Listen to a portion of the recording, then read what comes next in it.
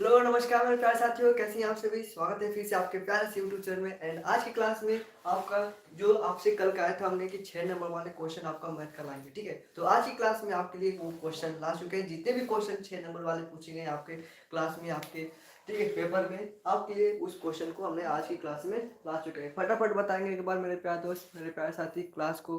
हाँ जी, चलिए आज की क्लास को स्टार्ट करते हैं। फटाफट बताएंगे क्या क्लास सही है, वॉइस सही है। ओके, चलिए बताएंगे।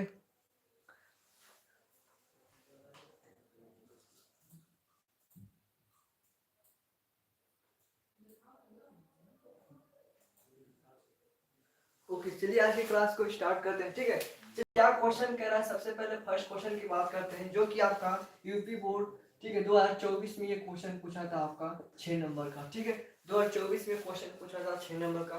क्वेश्चन क्या कह रहा है कि दो वर्गों का क्षेत्रफलों का योगफल। कह रहा है क्या, दो वर्गों का क्षेत्रफलों का, किसका भाई, क्षेत्रफलों का योगफल कितना है आपका, 157 मीटर स्क्वायर है। यानी कि दो वर्ग है, ठीक है। सबसे पहले यहाँ पर बात करें, दो वर्ग बना लेते हैं, ठीक है। अगर एक चेक करें, आपका एक ये वर्ग हो गया और एक ये वर्ग हो गया, ठीक है। इनका है कि इन दोनों वर्गों का जो क्षेत्रफल है, दो वर्गों का क्या आपका कर रहा है, फलों को जोड़ देते हैं तो आपका 157 हो जाता है। मापों का योगफल, इनके जो परिमाप है फल का, किसका, इन दोनों वर्गों का जो परिमाप है कितना का, 68 मीटर है, 68 मीटर है। तो दोनों वर्गों की भुजाएं ज्ञात कीजिए। अब कुछ क्वेश्चन क्या कर रहा है कि इन दो वर्ग है और इन दोनों वर्गों का भुजाएं क्या होगी, ठीक है। तो चलिए स्टार्ट करते हैं, हम लोग सॉल्व करते हैं। चलिए देखिए, कह रहा है क्या, दो वर्गों का क्षेत्रफल, ठीक है। दो वर्गों का क्षेत्रफल मान लीजिए आपका ये पहला वर्ग है, ठीक है। इसका मान लेते हैं, इसका जो आपका का जो आपका भुजा क्या है, ए है, ठीक है। पहले वर्ग का भुजा क्या है मान लेते हैं, दूसरे वर्ग का भुजा क्या मान लेते हैं, दूसरे वर्ग की भुजा को मान लेते हैं बी, ठीक है। दूसरे वर्ग की भुजा को मान लेते हैं आपका बी, ठीक है। दूसरे वर्ग की भुजा को मान लेते हैं क्या, हम लोग बी मान लेंगे। ओके, चलिए अब यहाँ पर जरा देखेंगे, जरा यहाँ पे आप ध्यान देंगे, वर्ग का क्षेत्रफल क्या होता है आपका, वर्ग का क्षेत्रफल, जरा फार्मूला बताएंगे। वर्ग का क्षेत्रफल क्या होता है आपका, कहेंगे कि भुजा स्क्वायर होता है, कहेंगे कि आपका भुजा स्क्वायर होता है, ठीक है। भुजा स्क्वायर होता है, ठीक है। वर्ग का क्षेत्रफल क्या होता है आपका, आपका वर्ग का क्षेत्रफल भुजा स्क्वायर होता है। ओके ओके, यानी कि एक इसका भुजा स्क्वायर, यानी कि आपका क्या हो जाएगा, अगर पहले वर्ग की बात करें तो आपका ए स्क्वायर हो जाएगा, ठीक है। ओके, पहले वर्ग की भुजा के लिए बात की है, ठीक है। दूसरे वर्ग के लिए क्या होगा, वर्ग का क्षेत्रफल, दूसरे दूसरे वर्ग का क्षेत्रफल, ये आपका पहले वर्ग का क्षेत्रफल, ठीक है। दूसरे वर्ग का क्षेत्रफल क्या माने हैं आपका, आपका बी स्क्वायर हो जाएगा। इसका भुजा हमने बी माना है, ठीक है। अब यहाँ पर जरा ध्यान देंगे, क्या कहा था कि इन दोनों वर्गों का क्षेत्रफल को अगर जोड़ देते हैं, इनका दोनों वर्गों के क्षेत्रफल का योग कितना है आपका, 157। यानी कि इस पहले वर्ग का क्षेत्रफल प्लस दूसरे वर्ग का क्षेत्रफल, अगर इनका योगफल क्या कर रहे हैं आपका, 157 मीटर है, ठीक, मीटर स्क्वायर है। कितना है आपका, 157 मीटर स्क्वायर है, ठीक है।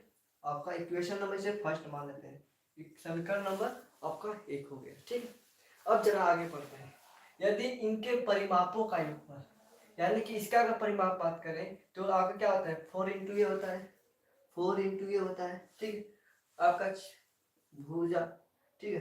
क्या होता है आपका परिमाप बात कर रहे हैं, इसका परिमाप बात कर रहे हैं। परिमाप क्या होता है आपका, पहले, ठीक है, पहले वर्ग का परिमाप, पहले वर्ग का परिमाप क्या आपका 4 है, यानी कि आपका 4 हो जाएगा, ठीक। फिर दूसरे वर्ग का परिमाप याद क्या करते हैं, दूसरे वर्ग का परिमाप, ठीक है। दूसरे वर्ग का परिमाप क्या होगा आपका, 4 बी होगा, 4 बी होगा दूसरे वर्ग, ठीक है। जरा बताइए,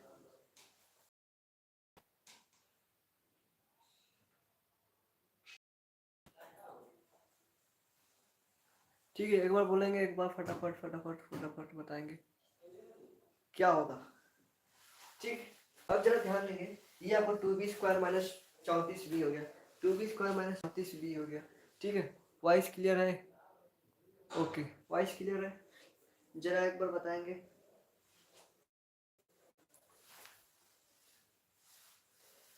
ठीक है भाई, चलो आगे बात करें।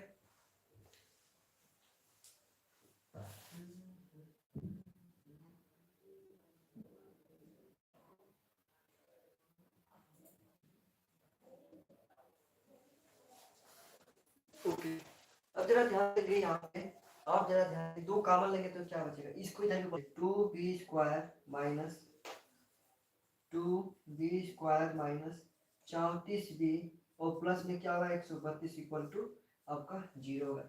जरा इसको सॉल्व करेंगे, दो कॉमन लेंगे तो क्या बचेगा, b² माइनस 34b और प्लस आपका 6 और ये आपका 66 हो जाएगा। ठीक, क्या हो जाएगा, 66 हो जाएगा। अब यहाँ से हमको b का वैल्यू ज्ञात कर लेंगे क्या होगा। ठीक है, b का वैल्यू ज्ञात करेंगे क्या होगा, चलो बताएंगे भाई, b का वैल्यू ज्ञात करेंगे क्या होगा। ओके, क्लियर है।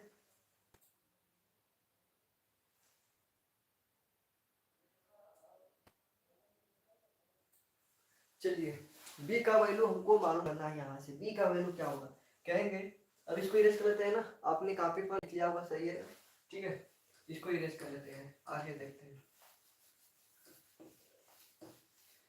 जरा देखेंगे यहाँ पर क्या आपका बचा है, कहेंगे कि b² माइनस 34b और आपका प्लस 66 इक्वल टू 0।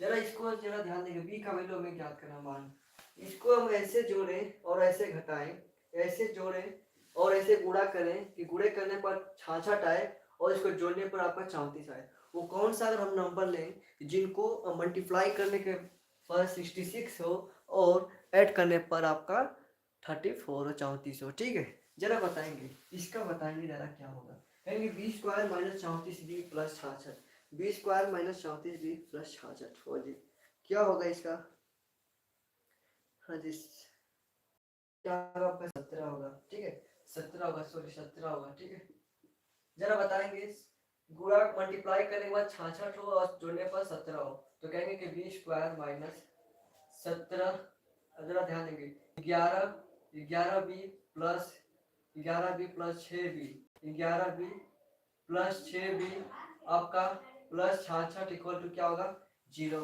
यानी कि यहाँ पर मल्टीप्लाई ऐड करेंगे तो 66 क्या होगा 17 होगा, और मल्टीप्लाई करेंगे तो 66 होगा, क्या होगा मल्टीप्लाई करेंगे तो 66 होगा और ऐड करेंगे तो आपका 17 हो जाएगा। ठीक है, अब यहाँ पर b² माइनस 11b, ये क्या आ जाएगा माइनस 6b। ठीक है, और प्लस 66 इक्वल टू 0। यहाँ से b कॉमन लेते हैं तो क्या बचेगा, b माइनस 11 बचेगा और माइनस 6 कॉमन लेंगे। ठीक है, तो यहाँ पर क्या बचेगा b माइनस और क्या होगा यहाँ पे आपका 11 हो जाएगा इक्वल टू 0।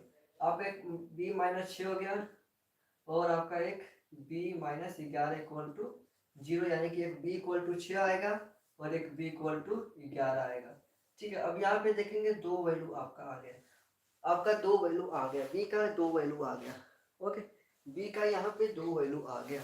ठीक है, जरा इसको ध्यान देंगे, इसमें से अगर हम b को अगर b 6 लेते हैं, यदि यदि b इक्वल टू 6 लेते हैं तो a इक्वल टू क्या होगा आपका, अगर b इक्वल टू क्या लेते हैं 6 लेते हैं, यानी कि यहाँ पे क्या था इसका। ठीक है, a plus b equal to क्या था आपका 17 था ना, यही था ना।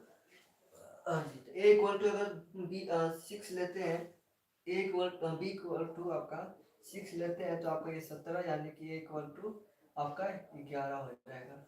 ठीक है, अगर a equal to b equal to 6 लेते हैं, b इक्वल टू 6 लेते हैं तो b इक्वल टू जब 6 लेंगे तो आपका a इक्वल टू 11 होगा। अगर हम जरा ध्यान देंगे, b इक्वल टू आपका b अगर हम 11 लेंगे तो आपका a क्या होगा, आपका 6 हो जाएगा। ठीक है, आपका अगर a 6 हो जाएगा लेने पर, ठीक है, जो हम इसमें से लेते हैं। ठीक है, तो आपका वर्ग है, वर्ग पूछा था।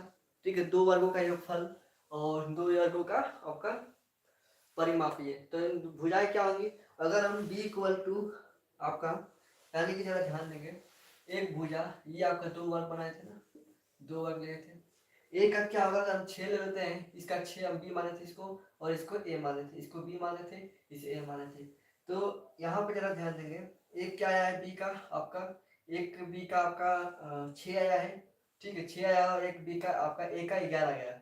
आप इसमें से कहेंगे कि हमारा एक ए 11 हो जाएगा, 11 हो जाएगा, और इसका क्या हो जाएगा आपका 6 हो जाएगा।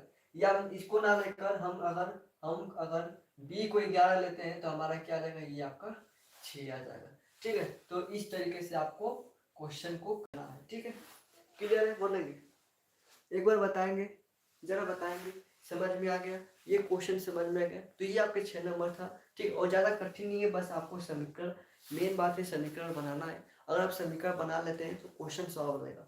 इस बहुत सारे ऐसे क्वेश्चन है, बहुत सारे ऐसे क्वेश्चन है कि जो आप अगर उसको क्या करेंगे, बस क्वेश्चन देखने में बड़ा है लेकिन सॉल्व बस आपका 4 से 5 लाइन 6 लाइन में हो जाता है। ठीक है, तो ऐसी बात नहीं है, आप इसका स्क्रीनशॉट और ले लें। ठीक है, चलिए आगे देखते हैं, आगे हम लोग क्वेश्चन को चलते हैं। ठीक है, आगे क्वेश्चन की तरफ हम लोग देखते हैं, अगला क्वेश्चन देखते हैं क्या होगा। और वो जो क्वेश्चन है, अगले क्वेश्चन की अगर हम बात करूं, अगले क्वेश्चन की हम बात करें